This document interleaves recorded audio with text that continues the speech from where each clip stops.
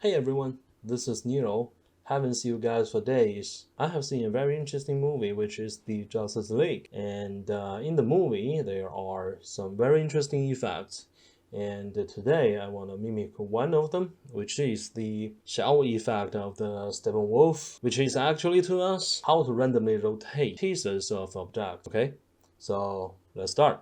Alright, first things first. First thing is animation.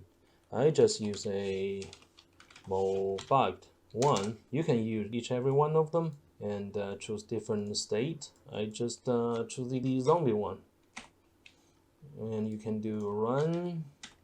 Yeah, see which one fits your needs. And there are actually more than one, and there is some little difference, I guess. This is the pose. This is the this kind of zombie. This one is actually cool, I think. But okay, and I use this one, and then I'm gonna put in geometry because this one is actually an agent, so we need an agent sub to fetch this one, and then we just drag the mobile one, put it here, and this is our zombie. And I just want to focus on the outer part of this one, which we can do. I think we can only choose that one. No, we can't. There's actually one point. So we're gonna do convert first. And we're gonna convert this guy back to polygons. And then we can select the polygon based on connectivity and choose the shirt and hit delete and reverse it. So we got our shirt, which is the base of the shell. After that, let's make our shell.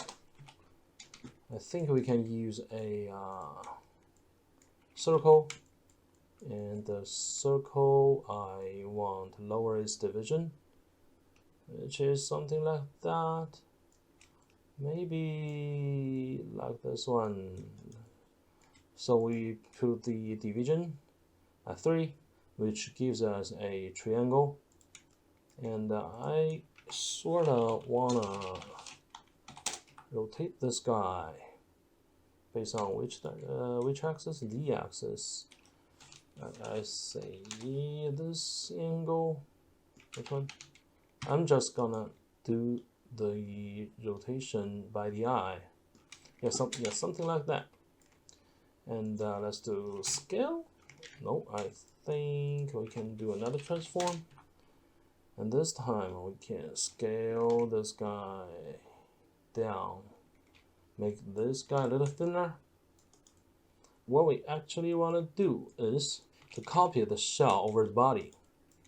Next part is to get center point of each primitive, which we can say we're gonna put a vector here, which the name is center equals prim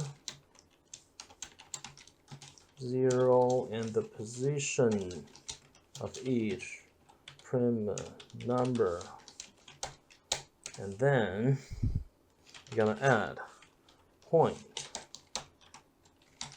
based on the center position. And then you can see there is actually a center point of each primitive. After that, we don't need the primitive anymore, so we're gonna do remove prim. We're gonna remove the prim, every prim number, and delete the original point number. Should we put that? Oh, I forgot to put that on the primitives. So we got our center points, only the center points. You can see no primitives anymore. But now, if we're gonna do copy the points, we're gonna copy the shell. Whoa, this is too big for now, I guess. Yeah, no, not that one, this one. And we can keep lowering that. You can see based on the result, this is very not even. That's because the topology of this model is not even, which leaves us the center point is not even. So that's why shows they're not very even distributed. For the distribution, we're gonna do some prepare first. This is the original shirt, and then we can do remesh. This is too big for now, and this is much better. And there is an iteration that we can use to make this one more evenly distributed. This is something like scatter. You know, if you put a scatter here, and you can always change the relaxed iterations. Yeah, kind of like a relaxed iteration. So I think I'm gonna leave it at 10. But now if we just do the remesh, we're gonna facing some problem, which is the topology gonna change every frame. You can see the point numbers is 2523. If we move to the next frame, this number changes. So in order for this one to keep constant, we're gonna do a time shift and lock this one frame 1. So this locked model never moves, right? Which can give us a stable result. This one never changes. But how do we make this one move again? This is the original one. You know, this one is moving. Yeah, Houdini crashes, and I haven't saved it, so I have to remake again. There is some little difference I made, which is I just changed the name of this node and the color, and you can see the context never changed. So hopefully this time Houdini won't crash on me. And we will add how to make this one move again. And in order for the why is the I'm sorry, I haven't do remesh, and I think I leave it here. I put it at 10. This or 0.2, I guess. Okay, hope this one won't crash on me. Have a save. Okay, that's a good habit. And how do we make this one for the animation? We can actually use a attribute angle to fetch from this one. What we're gonna say is float dist equals xyz dist. This is from 1. Yeah, let's I always forget how the function works. We're gonna need a geometry and the origin, which is position, and my prim, and a vector, which is my UV. Sorry, not IV, UV. I put it here, but before that, we need to define my prim, which is integer. You can see this one is integer, and a vector, which is my UV.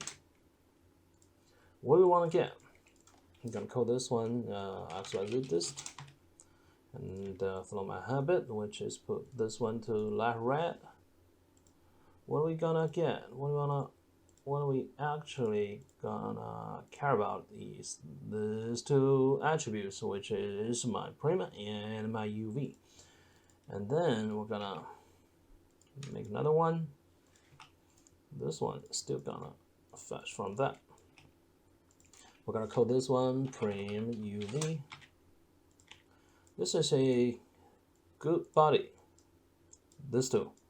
Just remember how to use this to very important. So what we're gonna do is we're gonna get the position by using the prim UE function, which is, yeah, I have to see that again. Not good, very good at remember things. So we're gonna put 1 here, and the attribute we're gonna fetch position based on my prim, and a vector which is my UV. So this way.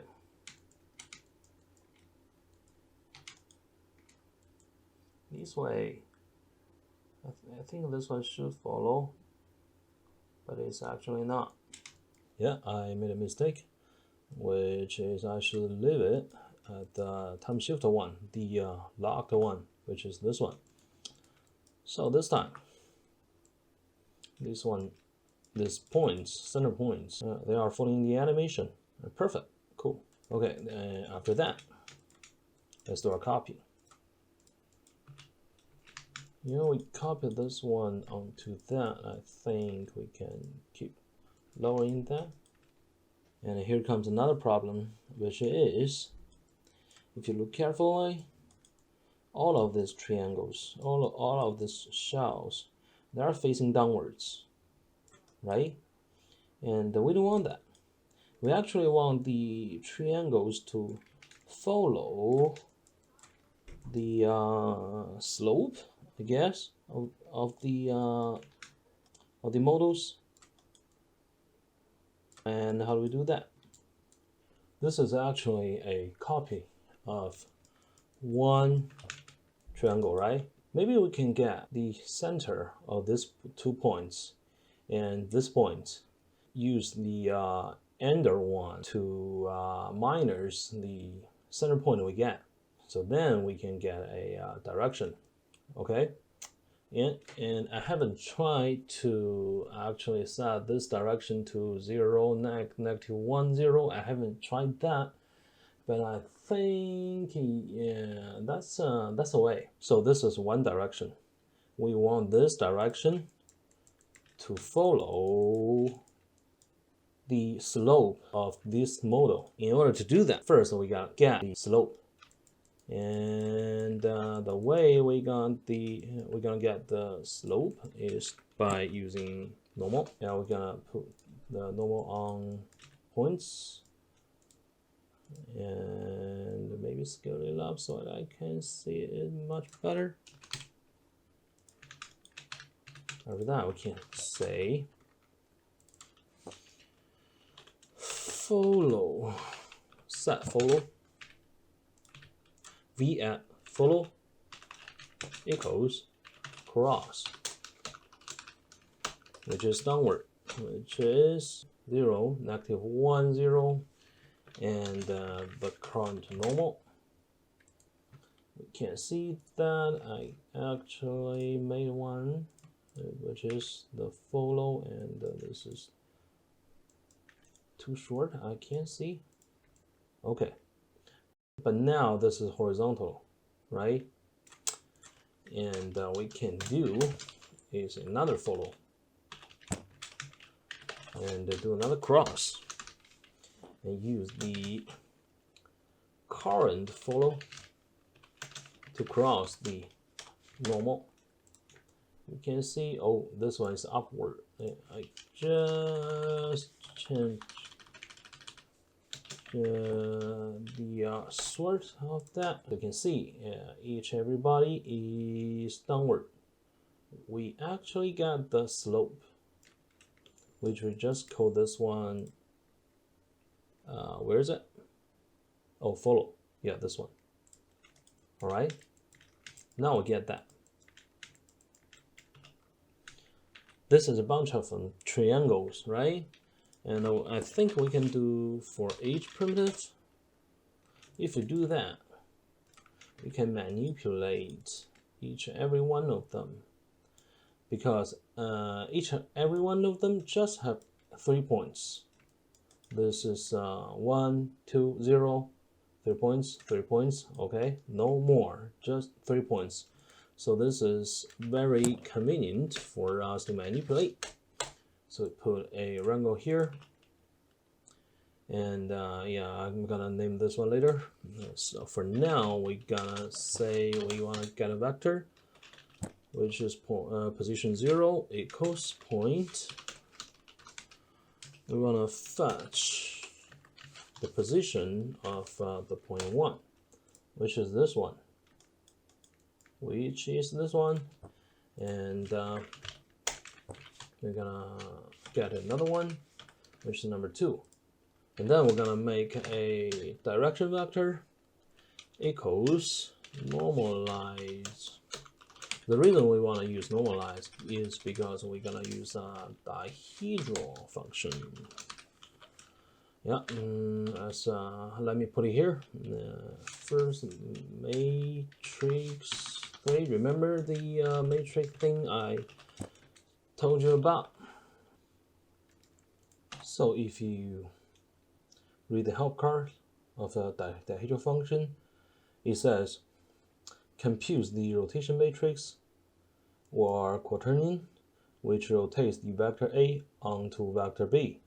The vector A is the direction, and the vector B will be follow. So that's why we're gonna say we want to rotate the direction to V at follow, right? So what we're short of for now is first the direction equals point 0 minus pose 0 plus pose 1 and divide by 2. This is it, and we got our direction, I think. So where is my direction? This is the direction, all right? But we still lack of the follow. We just made the follow, right? Remember? Oh, let me disable this one. We just made our little follow vectors, all right? So we can do attribute transfer. Say we only want to transfer the follow. After that, drag it here. So each and every one has its follow attribute. And this is the result, all right? But this one is actually not rotated. So let me rename this one, rotate. This is a matrix. We just have the matrix. What we need to do is to multiply equals, see, this one is called mat rot. Rotate this one. This one is rotated, but you want to see the result? I think the result will be ugly. This is pretty crazy. I don't know what it is. The reason why is this one. Before the multiply position, we need to put this one back to the center, which means if I just see single one, this one, what we need is extract centroid of that one. Put it on detail, and you can see there is a point, only one point. This is the centroid, and link that in. And before we do all this, we need to say position minus equals the point function. We want to fetch the centroid point. We minus this one back, so we put it at the center. Okay. After that, if we do rotate, so this one rotates. I think each and every one, you can see everybody is back to the center. All right. After that, we still need to multiply it back to where it was. Everybody is following the slope, I guess. To now, the preparation is done. So let's leave in null here and call this one out prep. We know that we are gonna use some noise to drive the animation. In order to do that, we need the noise to be stable, because if we don't use a stable source, the noise is gonna shift. The stable source will be by using rest position with the time shift. Still lock this one at 1. I'm gonna hide everything and to see the rest. You can see, well, this is I guess this one is too much. Maybe we can lower that during our tests. Oh, so maybe too less, maybe this one. You can see the difference between position and rest. The rest is stable, right? So we can use that to drive. What we need is a point of up.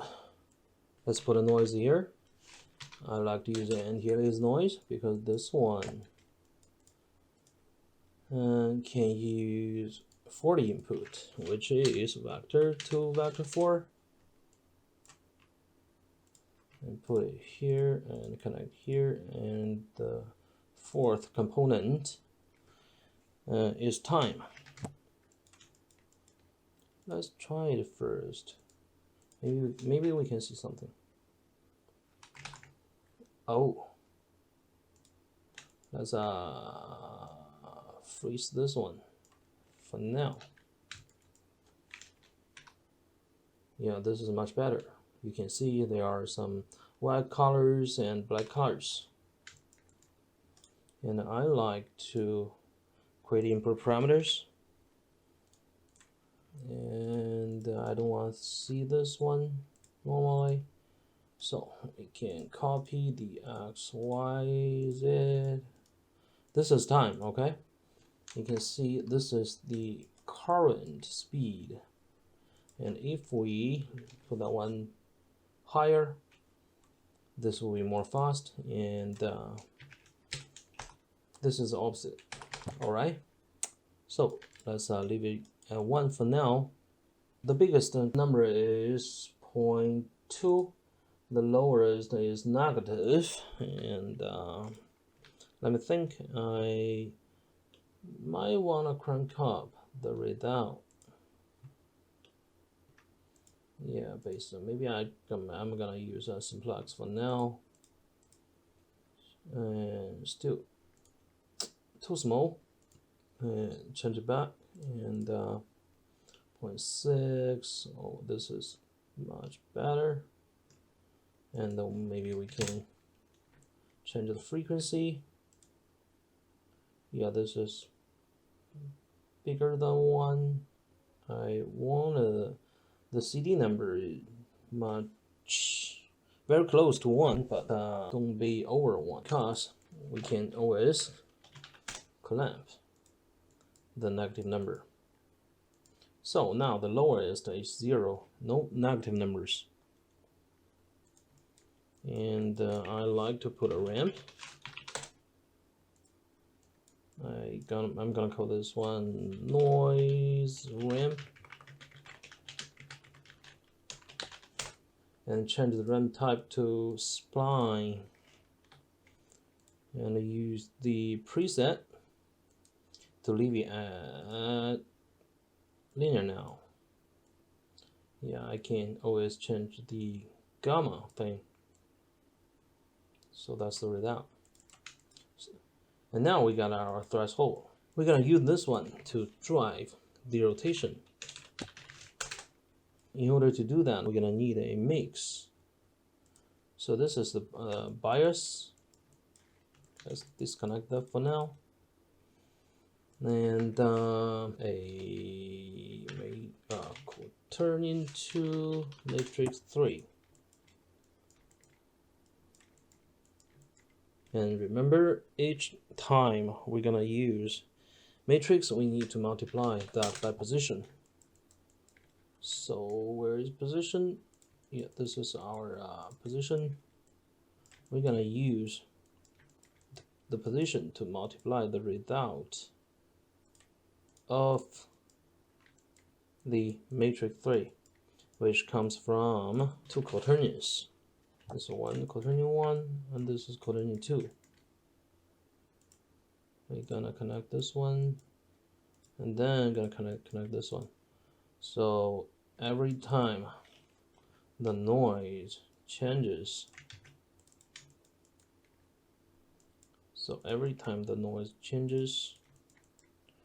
the mix, which is the threshold, the bias, would drive this two. And this is close to 1, this is close to 0.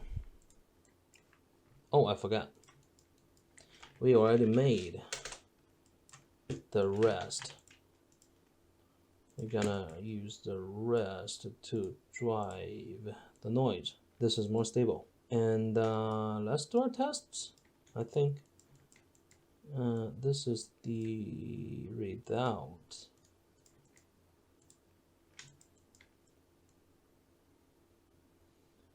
Here's the thing. Every time you do the rotation, or sometimes with the scale, the where the result stuff appears is because each piece wasn't rotated or transformed or scaled at the center of the origin. So we're still gonna need the centroid of each one, but this one we cannot put that to detail. We're gonna use pieces. But pieces need a piece attribute, right?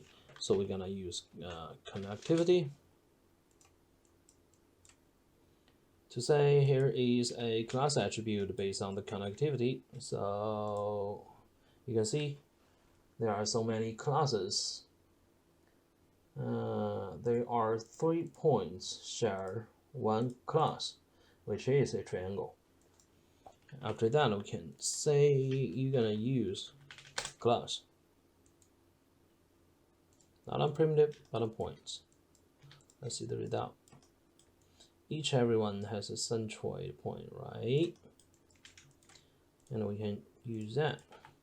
So we're gonna import one attribute from the second one, and the primitive number should match the primitive number of this one. Right, and then we're gonna do subtraction. We're gonna use the current position to subtract the centroid of everybody. Let's see the result. Where is everybody? Everybody back to the center, and then everybody's happy, right? After that, what we're gonna do is to multiply this guy and put this guy here, and you can see everybody rotates. As you may already know, we're gonna add this one back. Add this one back, so we put everybody back. This time, let me cut off this line so you can see better. If we're gonna rotate, so everybody's happy, all right? Let's disable that and see the result. We're almost done. After that, let me change the interpolation. Maybe I wanna put it here, so you can see there is some rotating. In order for us to see better, we can put a quaternion distance to calculate the angles between two quaternions. And the second one, and bind that one out as a, let me say, dist, and then we can put a color. We can say ramp from attribute, which is our dist. Now we can change the color, maybe put this one to red, and this one to, I don't know, green, yellow, kind of, which one is better?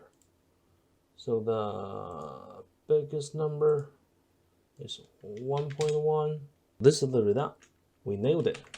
And believe it or not, you can always put this one back. So we got our moving result.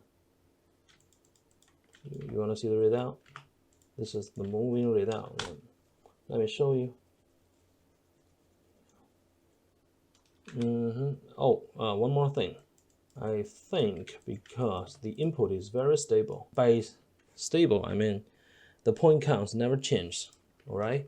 So we can maybe use compile to compile that to that, and put it inside, and put this one inside, and we can say multi-threaded when compiled. This one could be better, could be more faster. I think you can see this is the result. So this one is not that laggy. So this is for today, and it's the middle of the night. I have to sleep, and see you guys next time. Hope you guys found this video useful, and if you want to talk about techniques, just leave me a comment, and see you next time.